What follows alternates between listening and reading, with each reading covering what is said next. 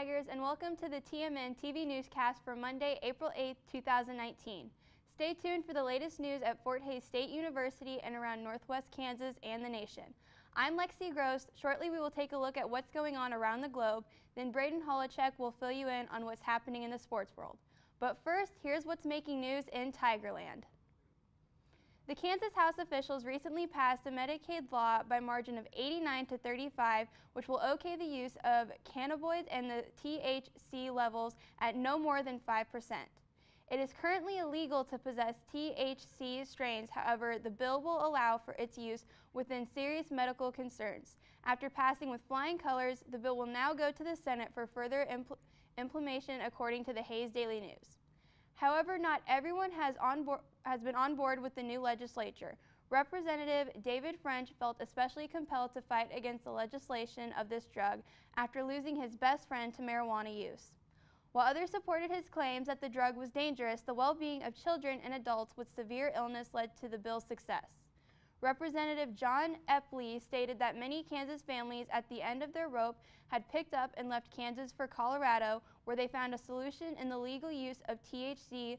Lawmakers are hoping for a compassionate view from both liberal and conservative parties in the bill's future, considering the lives of families within their own district who are hurting.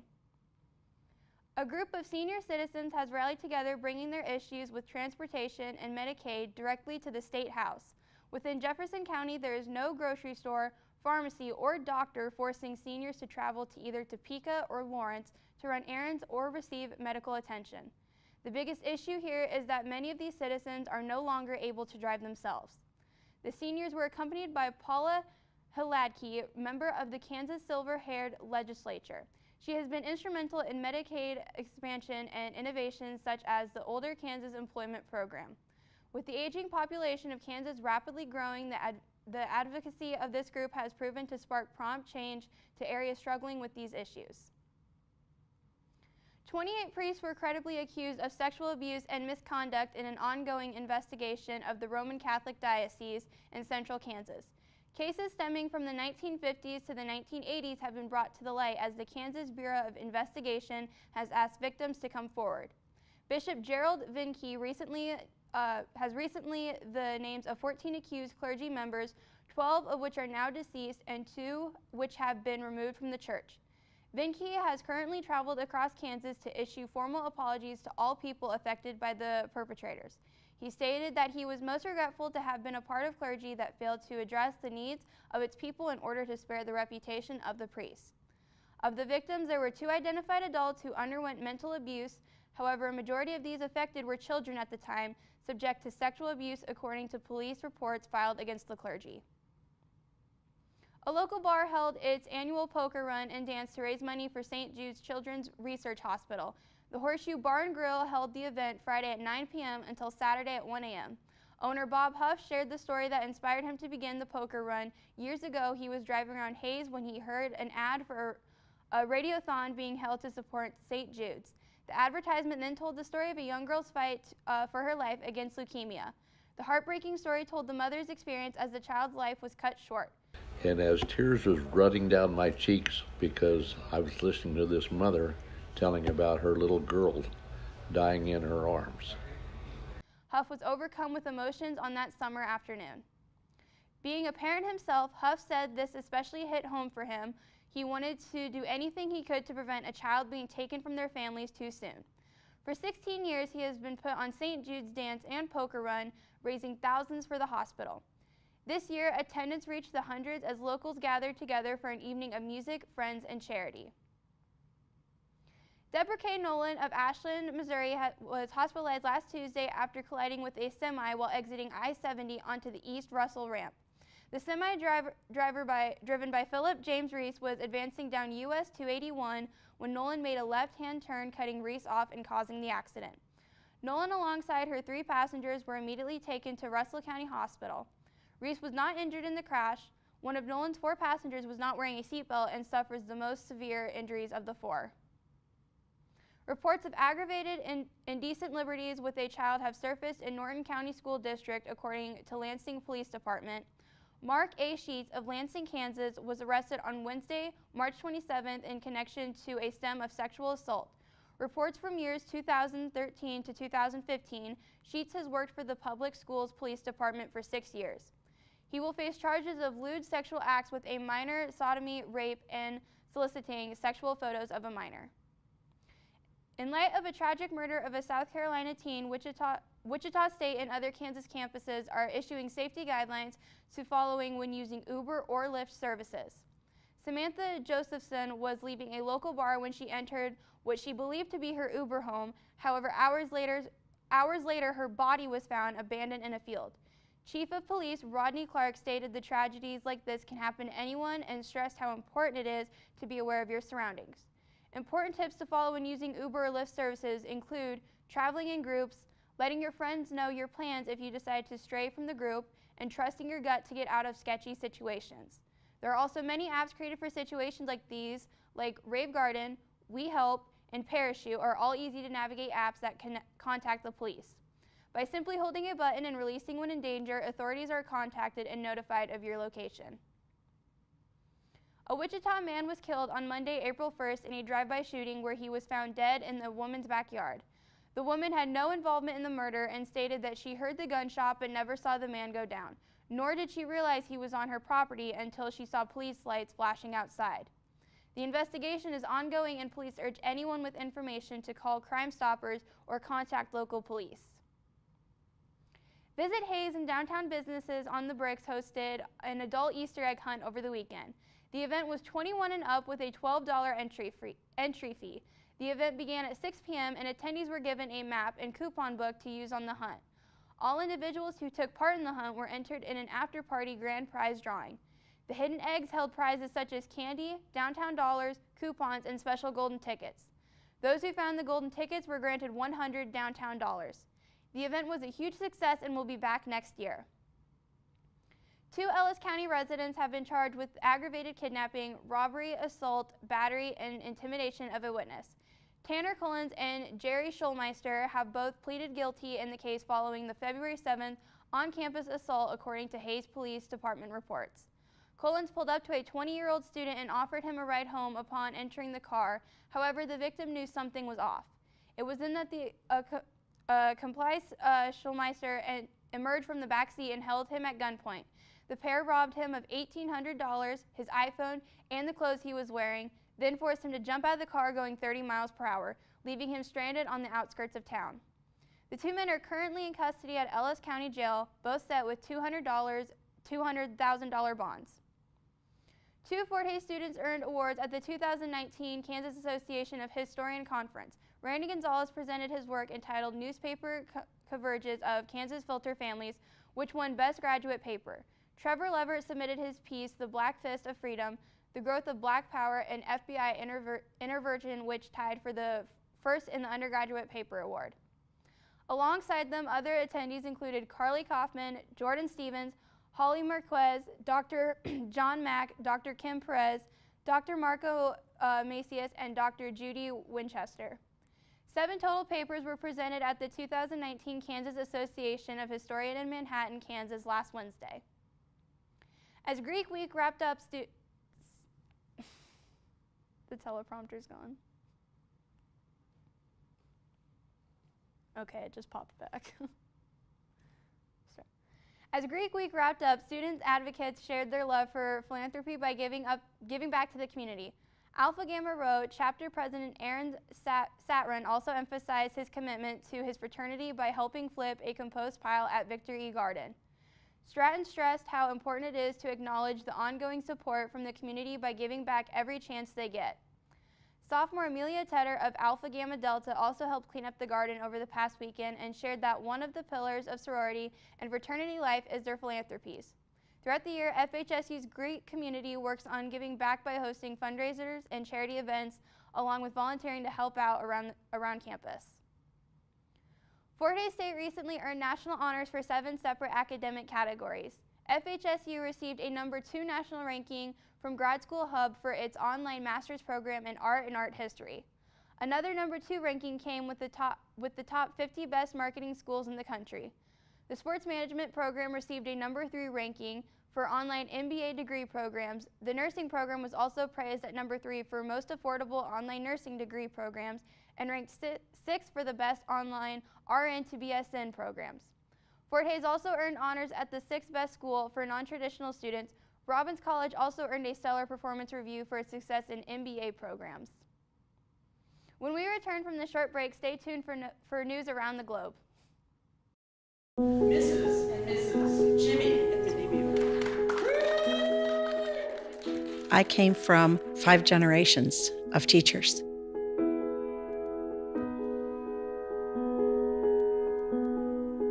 Losing my job was the bottom falling out of my world.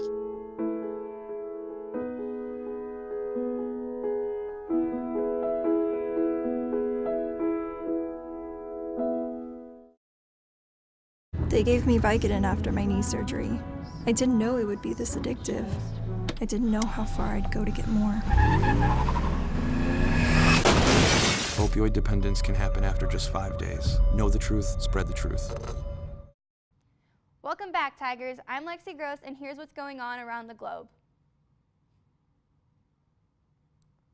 The Democrat-controlled House of Representatives will mount legal challenges to President Trump's national emergency declaration on the border. It will argue that Trump's decision to transfer funds from appropriated accounts to a southern border wall violates the Appropriations Clause of the Constitution. The lawsuit was filed against a number of administration departments and leaders, including the Treasury, Homeland Security, Defense, and Interior. According to CNN News, the lawsuit was approved with a 3-2 vote along party lines by the House Bipartisan League Advisory Group. It is unclear when it will be filed. Legally, actions had been an option for House lawmakers since Trump declared a national emergency at the southwestern border in February.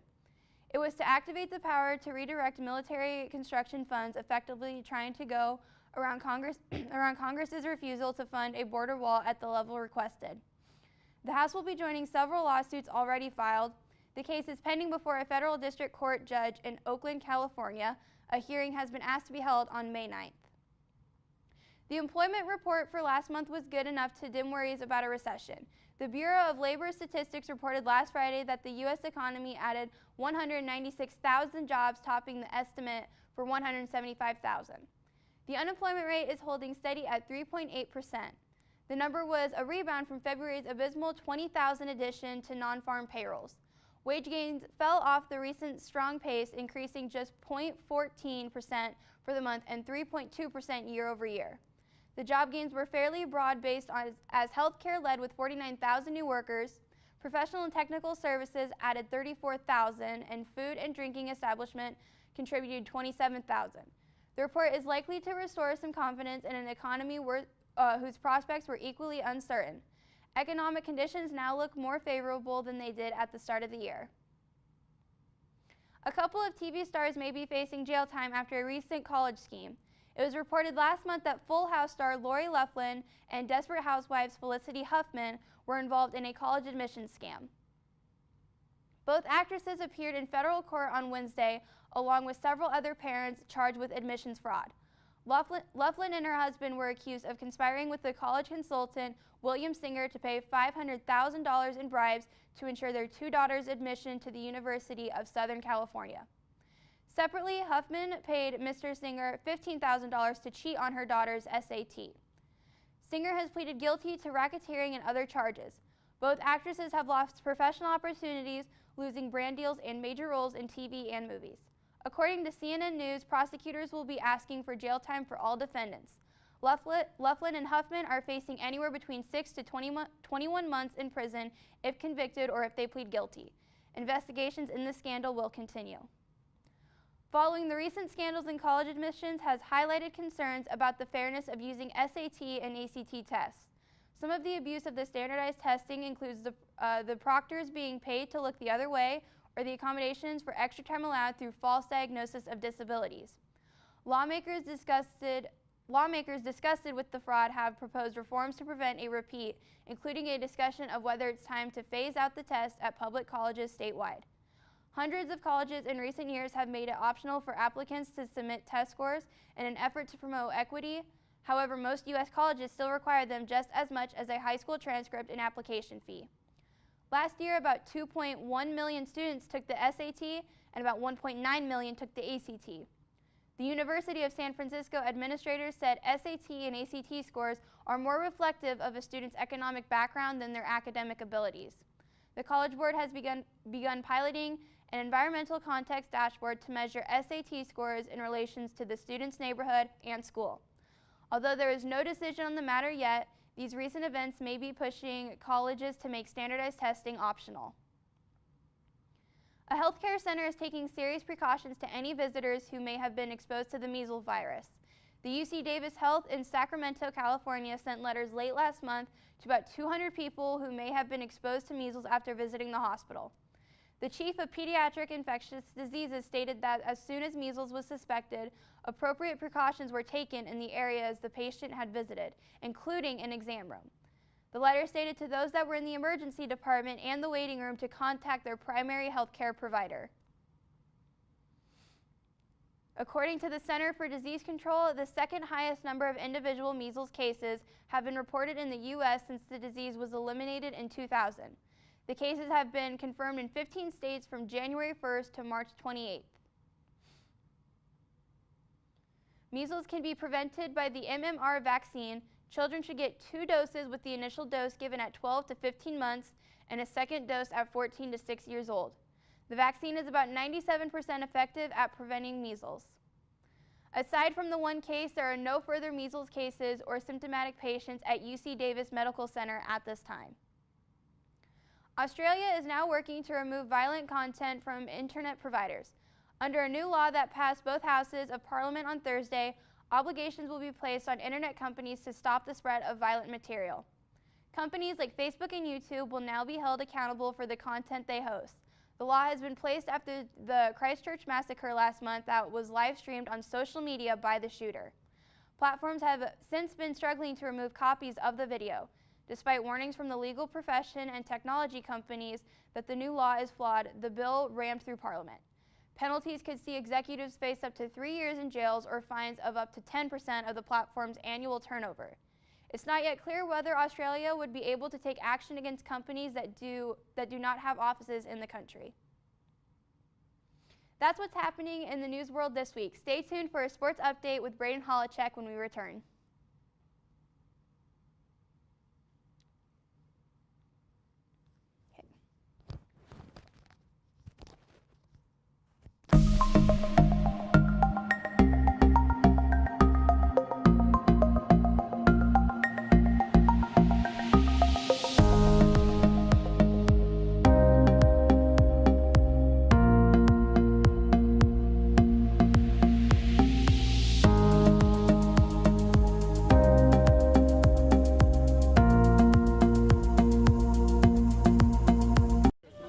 Leaving hot coals improperly extinguished can cause a wildfire. Hey guys, it's Smokey! It looks as if Smokey is going to use the drown, stir, drown and feel technique. After the first drown, a good start.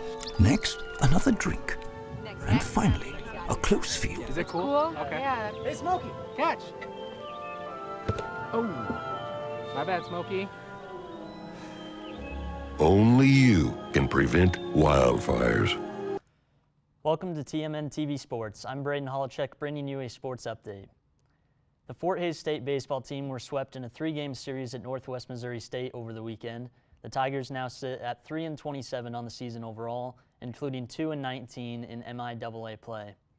The Tigers lost by scores of 9-2 on Friday, 4-3 on Saturday, and 16-1 on Sunday. Both games on Friday and Sunday were filled with a plethora of hits from the Bearcats. Meanwhile, in Saturday's tighter tilt, the Tigers jumped out to a 3-0 lead in the first inning, yet Northwest Missouri State would mount a comeback to win a tight contest. The Tigers' next matchup will be a non-conference home game against Bethany College on Tuesday, April 9th at Larks Park. First pitch will be at 6. The Fort Hays State softball team split 4 home games over the weekend. On Saturday versus Missouri Western, the Tigers lost both games of a doubleheader by scores of 4-1 and 5-1. The Tigers failed to get the offense going in both games. In Game 1, Michael Ann Nelson threw a complete game. Haley Chapman also produced her second double-digit strikeout performance in the circle this year in Game 2. Overall on the day, Grace Phillop and Taryn Caldwell led the Tigers with 3 hits each in the doubleheader. Then on Sunday, the Tigers won both games of a doubleheader versus Northwest Missouri State. FHSU combined for 22 runs on the day. They won Game 1 by a score of 14-6 and Game 2 by a score of 8-6. In Game 1, Fort Hays State scored 13 of their 14 runs in the first 3 innings of play. Chapman earned her 9th win of the season with a complete game and 5 strikeouts. In Game 2, the Tigers' offense struck early again as they scored 7 of their 8 runs in the first 2 innings of play. Lily Sale went a perfect 4-for-4 at the plate in the doubleheader with 3 RBIs, and Taryn Caldwell produced a team-best 4 RBIs for the day. The Tigers will play 2 more doubleheaders this week with games at Emporia State on Friday, April 12th, and games at Washburn on Saturday, April 13th. The FHSU track and field teams competed at the Colorado Invitational on Saturday. The Tigers men's teams produced their first automatic mark along with an NCAA provisional to bring back to Hays. Brett Meyer captured the automatic mark by finishing 5th in the 1,500 meters. Colt Newell also claimed a 2nd place finish in the high jump. He earned a provisional by jumping 6 feet 11 inches. The Tigers 4x4 team also earned a 6th place finish. For the women's team, they earned multiple top 10 finishes. Alexia Deutscher, Casey Vaughn, and Kaylin Foster all earned top 10 finishes in the javelin. Deutscher also earned a provisional mark. Lindsay Shoup and Perry Lane both made top 10 finishes in the 200 meters. In the high jump, Summer Craggle earned a personal best to earn 3rd place. Haley George and Robin Retzema also earned a top 10 finish in the high jump, and finally Rohe Singate and Kayla Smith finished in the top 10 in the long jump. Both Tigers teams are back in action Friday, April 12th and Saturday, April 13th at Nebraska Kearney. The Fort Hays State men's golf team claimed a runner-up finish at the Bethel College Spring Invitational over the weekend. The first round of competition was hosted at Heston Golf Park, while the second round was hosted at Sand Creek Station. The Tigers shot rounds of 286 and 301 to finish 15 over par for the tournament. Freshman Pete Carney led the Tigers after shooting rounds of 68 and 76 and finishing in a tie for 5th for the tournament. Seniors Connor Schultz and Mac McNish also finished in the top 10 for the Tigers. Schultz finished in a tie for 7th, while McNish tied for 10th. The Tigers will be back in action in Bolivar, Missouri to compete in the SBU Invitational on April 15th and 16th, hosted at Silo Ridge Country Club. The FHSU women's golf team are currently competing at the Central Region Spring Preview early this week in Springfield, Missouri. The FHSU women's tennis team suffered a 7-0 loss at Nebraska Kearney in their lone match last week. This loss drops their season record to 3-8 overall and 0-6 in MIAA play. The Tigers were shut out in all of their singles matches on the day. Natalie Lubbers suffered a 2-6 and 1-6 loss, while Lauren Lindell dropped her match 3-6 and 0-6. Ella Ediger lost her match by 0-6 and 0-6. In doubles play, the Tigers lost 2 more matches before winning their final match 6-2. The match at Hastings College for April 9th has been canceled, and there will be no makeup date for the match. Next on the schedule is a match with Northwest Missouri State this Friday, April 12th in Hays. The FHSU spring football scrimmage takes place this Saturday, April 13th at Lewis Field Stadium. The scrimmage is set to begin at 1 with festivities hosted by Tigers Forever, the FHSU Student Alumni Association. Gates open at noon and admission is free for all. Fans will be able to begin tailgating at 10 with parking lots coming at first-come, first-served basis. There will also be a football camp for 1st through 6th graders from 10 to noon. The Kansas City Royals were swept in a 3-game series against the Detroit Tigers this past weekend. The Tigers outscored the Royals 15-9 over the 3-game series. Kansas City's bullpen pitching continues to be a problem as they allowed over half the runs in this series, which squandered leads. The lone bright spot for the Royals over the weekend was Whit Merrifield extending his hitting streak to 28 games. He is just 2 games shy of George Brett's franchise record hitting streak. Merrifield finished the series 6 for 13 with 4 runs scored and 1 RBI. The Royals will look to end their skid when they return home to Kauffman Stadium for a 7-game homestand this week, with 4 games against the Seattle Mariners and 3 games against the Cleveland Indians. The Royals currently sit at 2-6 on the season. News broke that the new football league, the AAF, would be suspending all operations last week. This new league was getting ready to conclude their inaugural season soon. It was also doing a nice job of being a developmental league and also giving players a chance who were unable to make it in the NFL. With the league suspending all operations, the AAF is likely to fold soon. Mike Florio of Pro Football Talk stated, "It's not over, but it's close. The league won't be folding yet, but it seems to be heading in that direction. The main reason to the league having to potentially shut down is due to the lack of the NFL and NFL Players Association to loan the league players who were under contract." Tom Dundon, the majority owner of the league, had already lost $70 million in money he'd spent for cost. He also mentioned he would invest a total of $250 million if the league finished its first season. It's still unknown how much money he could reinvest. Now, a few players that were getting a chance in the AAF have been signed by some NFL teams. As for other league personnel, there is still a question of what's next for them. In Saturday's first NCAA Final Four matchup, Virginia picked up a controversial win over Auburn to earn their first trip to a national championship game. While Auburn was leading 62-60, Virginia's Kyle Guy looked to have missed a last-second three-pointer. Instead, there was a foul called on Auburn's Samir Dowdy in the corner. The referees put 0.6 of a second back on the clock. Guy was able to make all 3 free throws, and suddenly Auburn's run was over as Virginia picked up the win 63-62. In Saturday's second Final Four matchup, Texas Tech defeated Michigan State 61-51 to move on to face Virginia in the national championship game. Texas Tech found a consistent rhythm in the second half of play led by Matt Mooney, who finished the night with 22 points. Mooney shot 50% from the field and from three-point range.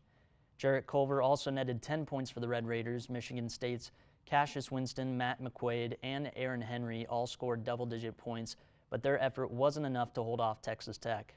The national championship game between Texas Tech and Virginia is currently taking place during this broadcast. Tune in later this week for another episode of TMN TV before this weekend. To stay up to date on the latest news and information throughout the week, visit tigermedianet.com. Until then, remember, roar Tigers.